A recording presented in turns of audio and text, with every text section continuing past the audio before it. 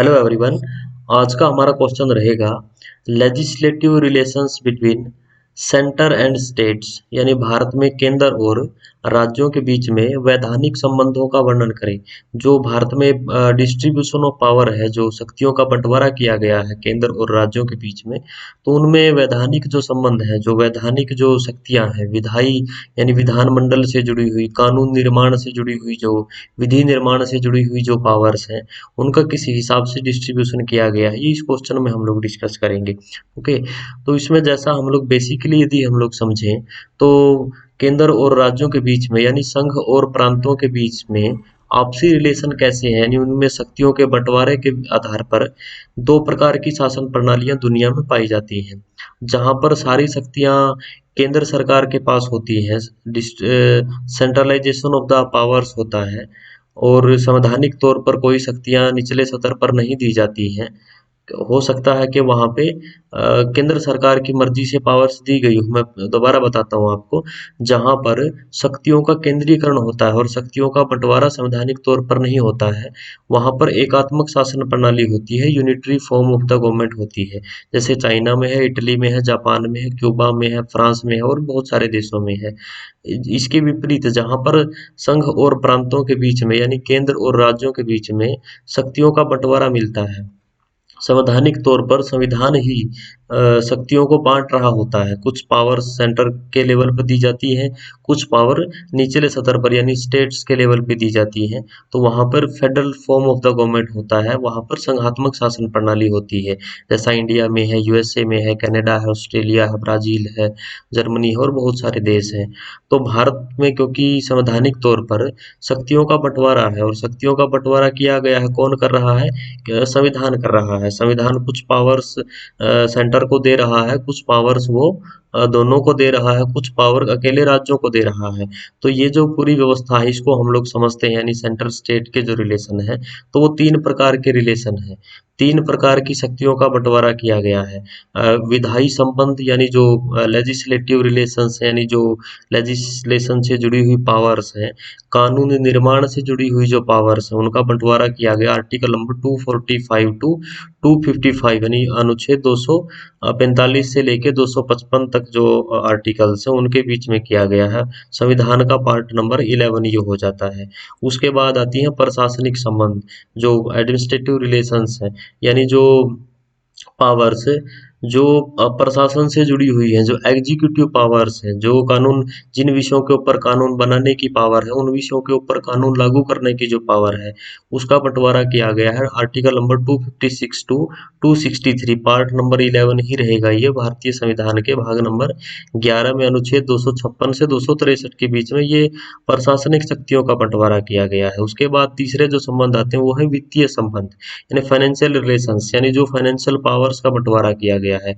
वित्तीय संबंध, वित्तीय शक्तियों का जो बंटवारा किया गया है वो भारतीय संविधान के पार्ट 12 में किया गया है, यानी जो अध्याय 12 है, जो चैप्टर 12 है, उसमें किया गया है। आर्टिकल नंबर 244 264 टू 293 अनुच्छेद 264 से 253 के बीच में जो वित्तीय जो संबंध है वो निर्धारित हो रहे हैं, जो फाइनेंशियल पावर्स है उनका डिस्ट्रीब्यूशन किया गया है। तो इसी हिसाब से ये भाग 11 और भाग 12 के जो आर्टिकल्स हैं उनमें शक्तियों का बंटवारा केंद्र और राज्यों के बीच में भारत में किया गया है। तो हम लोग फिलहाल जो वैधानिक संबंध है उनको हम लोग पढ़ रहे हैं। जो लेजिस्लेटिव रिलेशंस हैं, जो आर्टिकल नंबर 245 टू 255 के बीच में है, तो उसमें दो सामान्य तौर पर दो उसके बेस बनते हैं। एक तो बेस बनता है टेरिटोरियल जो जुरिस्डिक्शन है, यानी जो अधिकार क्षेत्र है, क्षेत्र के आधार पर, यानी किस कौन से एरिया में किसका कानून प्रभावी होगा, कौन कानून बना सकता है, किसको पावर मिली है। एक है सब्जेक्ट मैटर जुरिस्डिक्शन, यानी विषय के आधार पर, यानी किस विषय के ऊपर, जो विषय मेंशन है, किस विषय के ऊपर कौन कानून बना सकता है। तो यदि हम लोग क्षेत्र के आधार पर देखें, जो आर्टिकल 245 है, जो पहला ही आर्टिकल है शक्तियों के बंटवारे में, तो उस आर्टिकल के तहत फर्स्ट नंबर पे है पार्लियामेंट का राइट। पार्लियामेंट कहाँ कानून बना सकती है? एक तो भारत की जो पूरी टेरिटरी है, इंडिया का जो भूभाग है उसके लिए, पूरे भारत के लिए कानून संसद बना सकती है, या उसके किसी एक भाग के लिए कानून संसद बना सकती है। दूसरे नंबर पे स्टेट्स की बारी आती है। एक जो राज्य विधानमंडल है, ये पार्लियामेंट जो है, यानी केंद्र, पार्लियामेंट कहने का मतलब हमारा यहाँ पर है केंद्र को राइट मिल जाता है। जो स्टेट लेवल पे राइट है, तो वो स्टेट की जो लेजिस्लेटिव जो असेंबली है, राज्य विधानमंडल है जो राज्यों के, उनको पावर है, वो जो भी कंसर्निंग स्टेट है, जो भी संबंधित राज्य है, उसकी उसके उसकी संपूर्ण राज्य के लिए और उसके किसी एक भूभाग के लिए वो कानून बना सकते हैं। थर्ड नंबर पे है एक्स्ट्रा टेरिटोरियल लेजिस्लेशन, यानी जो भारत की पार्लियामेंट, यानी जो केंद्रीय सतर पर जो विधानमंडल एजेंसी हमारी, जो पार्लियामेंट है, उसको पूरे भारत के लिए तो कानून वो बना ही सकती है। यदि कोई भारत का नागरिक है जो यहाँ अपराध करके किसी दूसरे देश में उसने शरण ली है, मैं फॉर एग्जांपल आपको बता रहा हूँ, तो इस तरह के मामलों में वो विदेश में जो अगर वो है, तो विदेशी जो मामले जो भारत से बाहर का जो क्षेत्र है, उससे संबंधित भी वो कोई कानून बना सकती है। ये उसको राइट हो, ये कॉन्स्टिट्यूशनली राइट ये मिला हुआ है। ठीक है। यदि हम लोग विषय के आधार पे देखें, यानी सब्जेक्ट मैटर के हिसाब से देखें, तो यूनियन लिस्ट है, संघ सूची, संघ सूची में वर्तमान में 98 सब्जेक्ट हैं। वर्तमान में 98 सब्जेक्ट हैं। पहले इसमें 97 सब्जेक्ट थे। मूल संविधान में 97 विषय इसमें होते थे। जीएसटी लागू होने से पहले इसमें 100 सब्जेक्ट होते थे, लेकिन वर्तमान में क्योंकि वो जो पूरा विषयों में बदलाव है वो हो गया है, आधिकारिक तौर पर तो 97 ही रहेगा, क्योंकि जो सब पार्ट हैं उनको एक अलग सब्जेक्ट के तौर पे देख रहे हैं, तो इस वजह से जो 98 सब्जेक्ट हो जाते हैं। इसके ऊपर कानून बनाने की जो पावर है वो आपकी सेंट्रल पार्लियामेंट को है। स्टेट लिस्ट जो राज्य सूची है, राज्य सूची के ऊपर राज्यों के विधानमंडल कानून बना सकते हैं। इसमें शुरुआत में इसमें 66 सब्जेक्ट होते थे, वर्तमान में 59 सब्जेक्ट इसमें रह गए हैं। केवल 59 विषय इसमें रह गए हैं। जीएसटी लागू होने से पहले इसमें 61 विषय थे। ओके। इसके ऊपर कानून बनाने की पावर है राज्य विधानमंडल को। कुछ सरकमस्टांसेज ऐसे हैं जिसमें सेंट्रल पार्लियामेंट भी इसके ऊपर कानून बना सकती है। थर्ड है कॉन्करेंट लिस्ट, यानी जो समवर्ती सूची है, इसके ऊपर केंद्र भी कानून बना सकता है, राज्य भी कानून बना सकते हैं। इसमें पहले जो विषय हैं वो 52 विषय, ये 47 विषय मूल संविधान में होते थे। वर्तमान में इसमें 52 सब्जेक्ट हैं। जीएसटी के लागू होने के बाद भी इसमें विषयों की जो संख्या है वो यूं की यूं है। तो इसमें दोनों कानून बना सकते हैं, लेकिन प्रेफरेंस मिलता है जो केंद्र के द्वारा बनाया गया कानून होता है। आर्टिकल 248 जो है उसके तहत रेजिड्यूरी पावर्स हैं, जो यानी जो अवशिष्ट शक्तियां हैं, जो विषय इन तीनों सूचियों में कहीं पर भी मेंशन नहीं है, कहीं पर भी वर्णित नहीं है, उनके विषय में कानून बनाने की पावर दे दी गई है सेंट्रल पार्लियामेंट को। तो केंद्रीय जो संसद है हमारी, जो केंद्रीय विधानमंडल है, उसको पावर जो हो 248 के अकॉर्डिंग अवशिष्ट शक्तियों को लेकर के मिली है।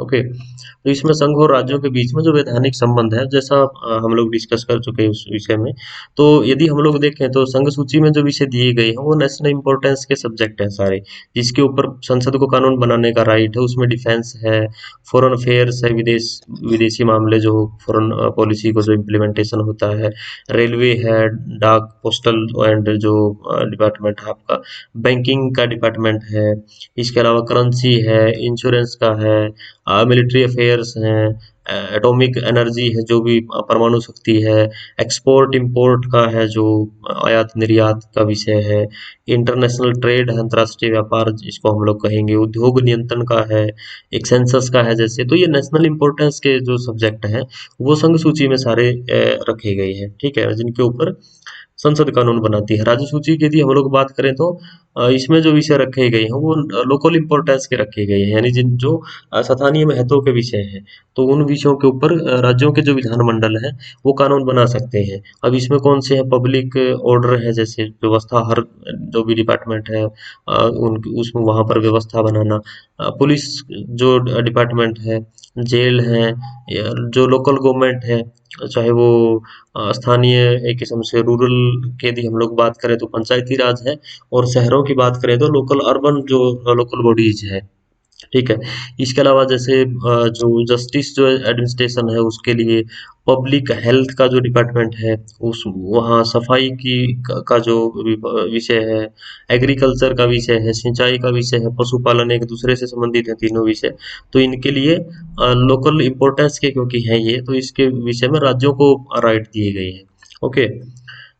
तीसरी जो सूची है वो है समवर्ती सूची। अब जो समवर्ती सूची है इसमें पहले 47 विषय होते थे, वर्तमान में इसमें 52 विषय हो गए हैं। जो 42वां संवैधानिक संशोधन हुआ 1976 में, उसके तहत इसमें विषयों की बढ़ोतरी हुई है। और इसमें ज्यादा पावर जो हो एक किस्म से राज्य सूची से जो विषय है वो निकाल के समवर्ती सूची में एडजस्टमेंट की ये जो रणनीति है ये केंद्र की रही है। इसमें दोनों को राइट है। संसद भी कानून बना सकती है, राज्य सरकार जो राज्य विधानमंडल है वो भी कानून बना सकता है। लेकिन जो संसद के द्वारा बनाया गया कानून है वह स्टेट के द्वारा बनाया गया, यानी जो राज्य विधानमंडल के द्वारा बनाया गया कानून है उससे प्रेफर माना जाएगा, यानी प्राथमिकता जो मिलेगी वो केंद्रीय विधानमंडल के द्वारा बनाए गए कानून को मिलेगी, यानी संसद के बनाए गए कानून को प्रेफरेंस जो वो मिलती है। इसमें यदि हम लोग सब्जेक्ट की बात करें तो विवाह है, जैसे विवाह विच्छेद है, जो तलाक की जो व्यवस्था है, इसके अलावा जो दंड विधि है, जो पनिशमेंट की जो एक किस्म से मेथड होगा। इसके अलावा केसेस की यदि हम लोग बात करें तो सिविल केसेस के रिगार्डिंग उनको राइट दिया गया है। एजुकेशन एक बड़ा पॉपुलर सब्जेक्ट है जो पहले राज्य सूची में होता था, बाद में इसको समवर्ती सूची में शामिल कर लिया गया। प्रेस से जुड़ा हुआ है, जैसे इसमें जो भी बुक्स पब्लिकेशन का है या न्यूज़पेपर्स का है। इसके अलावा पावर जो है बिजली जो विभाग है, मिलावटखोरी के अगेंस्ट यदि कानून बनाना है उसके रिगार्डिंग यदि लॉ इम्प्लीमेंटेशन होना है तो वो लॉ मेकिंग यदि होना है तो वो राज्य जो दोनों कर सकते हैं उसके रिगार्डिंग। रोजगार है, बेरोजगारी है, लेबर जो वेलफेयर है, ये जो है, तो ये जो विषय है इसमें वो है, तो ये लोकल ही इम्पोर्टेंस के एक हिसाब से, लेकिन इसमें दोनों को पावर दी गई है। ओके। अवशिष्ट शक्तियों का जैसा हम लोग पहले डिस्कस कर चुके। हाँ, ये अपवाद स्वरूप पे है इंडिया में, क्योंकि अगर हम लोग अमेरिका की बात करें, स्विट्जरलैंड की बात करें तो वहाँ पर भी संघीय व्यवस्था है। वहाँ पर जो बची हुई पावर है वो राज्यों को हैंड ओवर करी गई है, राज्यों को प्रोवाइड करवाई गई है, लेकिन हमारे यहाँ पर वो भी केंद्र को दी गई है। उनके ऊपर भी कानून बनाने का जो राइट है वो केंद्र को मिला हुआ है। जैसे आपकी साइबर लॉ एक सब्जेक्ट है। अब ये पहले तो मेंशन था नहीं, ये किसी को पता नहीं था कि ये लिस्ट कि इस टाइप का भी कोई विषय बनाने की नौबत कभी आएगी। ये तो सूचना तकनीक का जमाना आया है तब जाके इसकी नीड हुई है। तो इस टाइप के जो सब्जेक्ट हैं, जो नए उदित हुए जो सब्जेक्ट हैं, वो सारे के सारे उसके ऊपर कानून बनाने की पावर संसद के पास है। ओके। अब हम लोग बात कर रहे थे कि राज्य सूची के ऊपर कानून बनाने की पावर राज्य विधानमंडलों के पास है। लेकिन 5 सिचुएशन ऐसी हैं जिन सिचुएशन में जो राज्य सूची के विषय हैं उनके ऊपर कानून बनाने की जो पावर है वो राज्य विधानमंडलों के पास ना होकर के जो केंद्रीय विधानमंडल है, जिसको संसद हम लोग कहते हैं, वो उसके ऊपर लॉ मेकिंग करेगी। अब पहली कंडीशन उसमें क्या है, राज्यसभा के प्रस्ताव पास करने पर, यानी जो रेजोल्यूशन पास यदि करती है आर्टिकल नंबर 249 अनुच्छेद 249 के अनुसार, राज्यसभा अपने विशेष 2/3 बहुमत से यदि प्रस्ताव पास करती है कि कोई विषय है जो राष्ट्रीय महत्व का हो गया है लेकिन है वो कहाँ, राज्य सूची में, तो उसके ऊपर कानून संसद बनाए तो फिर जो है वो संसद को राइट मिल जाता है। लेकिन यहाँ पर एक बात ध्यान रखने योग्य ये है कि जो राज्यसभा द्वारा पास किया गया प्रस्ताव की जो अवधि होती है वो केवल 1 वर्ष के लिए होती है, यानी राज्यसभा को दोबारा से फिर प्रस्ताव पास करना पड़ेगा यदि 1 वर्ष से ज्यादा उस जो कानून बनाया गया है उसको यदि इम्प्लीमेंटेड रखना है। ओके।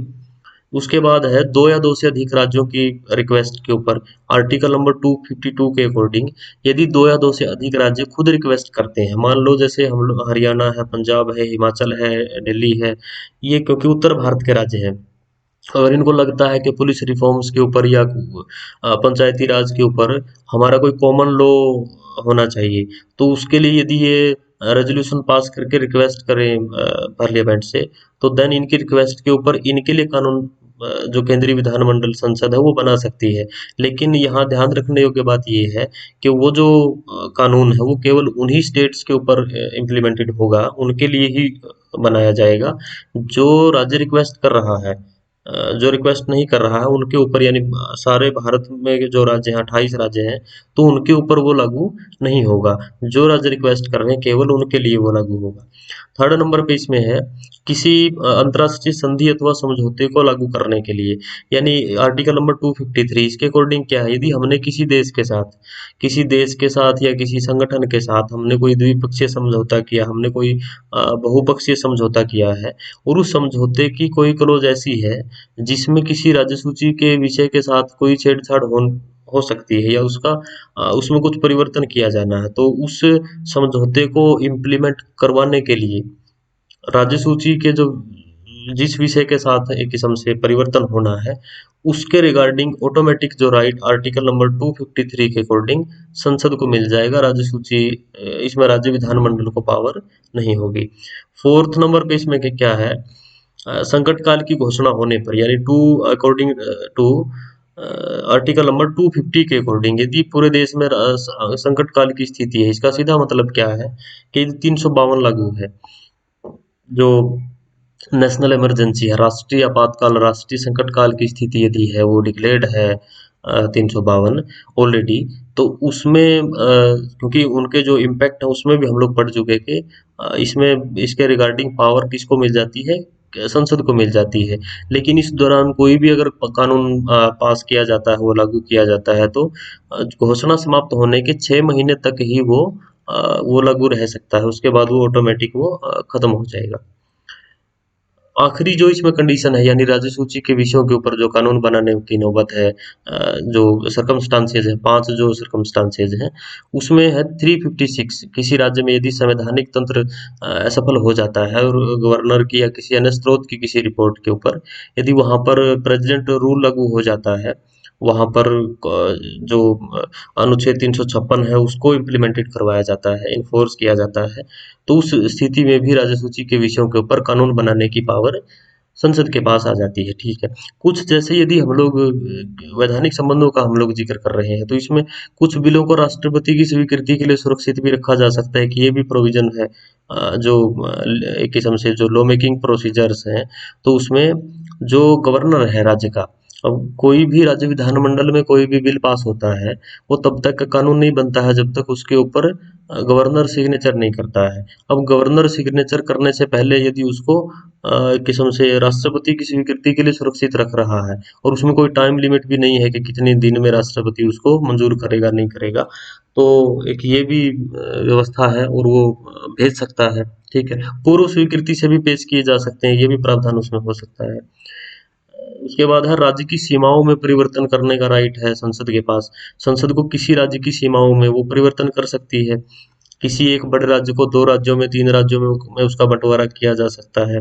किसी पुराने राज्य को समाप्त करके उसकी जगह नया राज्य बनाया जा सकता है। किसी राज्य के नाम में परिवर्तन किया जा सकता है। हालांकि नाम में राज्य की रिक्वेस्ट के ऊपर भी परिवर्तन का एक राइट होता है, एक प्रोसीजर होता है, लेकिन इसके रिगार्डिंग जो साधारण बहुमत से ये काम जो पार्लियामेंट है वो कर सकती है, उसको कोई ज्यादा दिक्कत इसमें नहीं आएगी, और राज्य से पूछने की भी नौबत इसमें नहीं होती है। ओके, लास्ट इसमें क्या है, विधान परिषद की स्थापना करना या फिर उसको समाप्त करना। जो राज्य विधानमंडल है, जब हम लोग राज्य विधानमंडल शब्द का प्रयोग करते हैं, तो जनरली उसमें राज्य की विधानसभा होती है उसका जिक्र होता है, लेकिन 6 राज्य ऐसे हैं वर्तमान में जहां पर 2 सदन है, यानी ऑलमोस्ट जो स्टेट्स हैं वहां पर तो सिंगल ही जो है वो हाउस है, विधानसभा जिसको हम लोग कहेंगे। 6 राज्यों में विधान परिषद की भी स्थापना करी गई है। और इससे पहले कई राज्यों में ऐसा था जहां पर पहले होती थी, बाद में उन्होंने प्रस्ताव पास कर दिया। अगर कोई राज्य विधान परिषद की स्थापना करवाना चाहता है, तो उसको जो विधानसभा है उसमें प्रस्ताव पास करके ऊपर भेजना पड़ेगा, और यदि संसद पास कर देती है तो उसकी रिक्वेस्ट के ऊपर जो है वो हो जाएगा। एक किस्म से राज्य विधानसभा और विधान परिषद दोनों का की एग्जिस्टेंस वहां पे हो जाएगी। अगर कोई विधान परिषद पहले है किसी राज्य में, मान लो उत्तर प्रदेश है अभी, तो उत्तर प्रदेश में भी वर्तमान में विधान परिषद है, तो विधान परिषद को अगर उत्तर प्रदेश खत्म करवाना चाहता है तो उसको प्रस्ताव पास करके भेजना पड़ेगा, तो केंद्रीय जो संसद है वो उसको खत्म कर देगी। तो ये जो व्यवस्था है ये भी जो वैधानिक संबंध है उसमें उसकी सीमाओं में आती है।